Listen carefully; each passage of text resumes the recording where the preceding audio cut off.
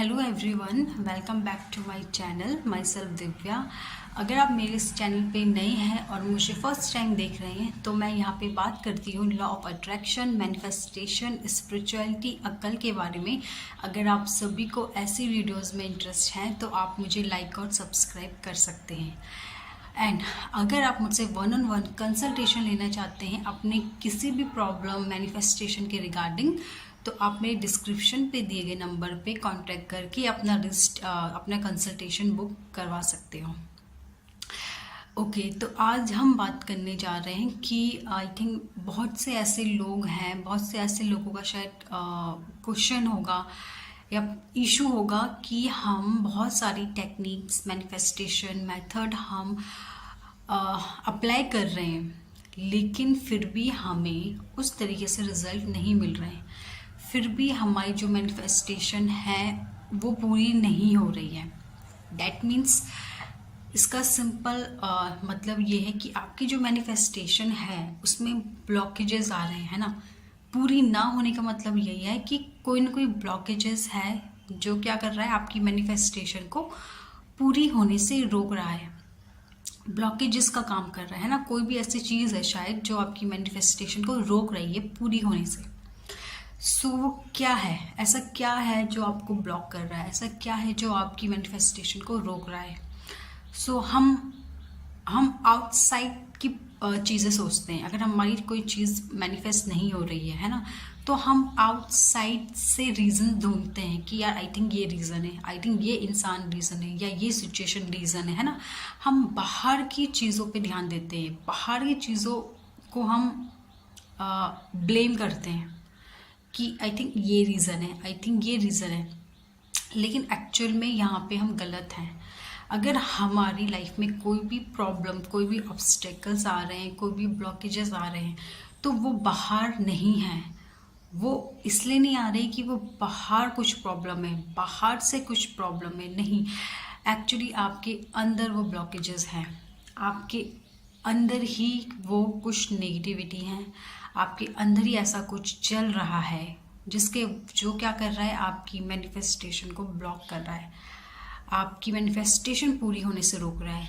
And जब हमारी manifestation पूरी नहीं होती है, हम डिफरेंट टेक्निक्स अप्लाई करते हैं और हम लोग थक जाते हैं, हमारी मैनिफेस्टेशन पूरी नहीं हो रही होती, तो एंड में हम क्या कहते हैं कि लॉ ऑफ अट्रैक्शन फेक है ना। बहुत से लोगों का ऐसा एक्सपीरियंस होगा शायद कि उन्होंने बहुत सी चीज़ें अप्लाई करी हैं, बहुत सी टेक्निक्स अप्लाई करी हैं अपनी मैनिफेस्टेशन को पूरी करने के लिए, लेकिन वो पूरी नहीं हुई है और एट द एंड उन्होंने यही सोचा है कि नहीं, ये सब फेक है, लॉ ऑफ अट्रैक्शन कुछ नहीं होता है, ये सब एक फेक है और ऐसा कुछ नहीं होता है ना। लेकिन एक्चुअल में बिकॉज हम लोग गलत जा रहे हैं, हमें सही से नहीं पता कि हमें कैसे शुरुआत करनी है ना। अगर आप किसी चीज़ की शुरुआत ही गलत तरीके से करोगे तो आपको रिजल्ट भी तो गलत ही मिलेगा ना। अगर आपको सपोज आपको कोई जगह, आपकी कोई डेस्टिनेशन है, ठीक है, कोई जगह है जानना चाहते हो, लेकिन अगर आप स्टार्टिंग में ही गलत रास्ता पकड़ लोगे तो क्या आप अपनी डेस्टिनेशन पे पहुंच पाओगे? नहीं। सपोज अगर आपको दिल्ली जाना है एंड अगर आप दिल्ली वाले रास्ते में ना जाके आप कोई दूसरे रास्ते पकड़ोगे, कोई दूसरा रास्ते पे चलने लगोगे, तो क्या आप दिल्ली पहुंच पाओगे? ऑब्वियसली नहीं, क्योंकि आपने स्टार्टिंग में रास्ता ही गलत पकड़ा है। तो सेम यही हमारी मैनिफेस्टेशन में होता है।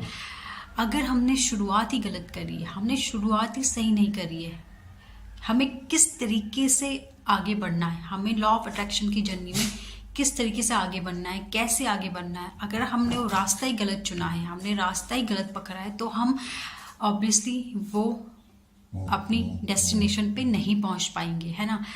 ओके, तो बात यही है कि आप लॉ ऑफ अट्रैक्शन में आप आते हो, आप सीधा टेक्निक्स पे ध्यान देते हो, ये टेक्निक है, वो टेक्निक है, 777 टेक्निक कर लो, 666 टेक्निक कर लो, 369 टेक्निक कर लो, है ना। आप सीधा टेक्निक्स शुरू कर देते हो, लेकिन आपको ये नहीं पता कि टेक्निक शुरू करने से पहले आपको खुद पे काम करना ज़रूरी है।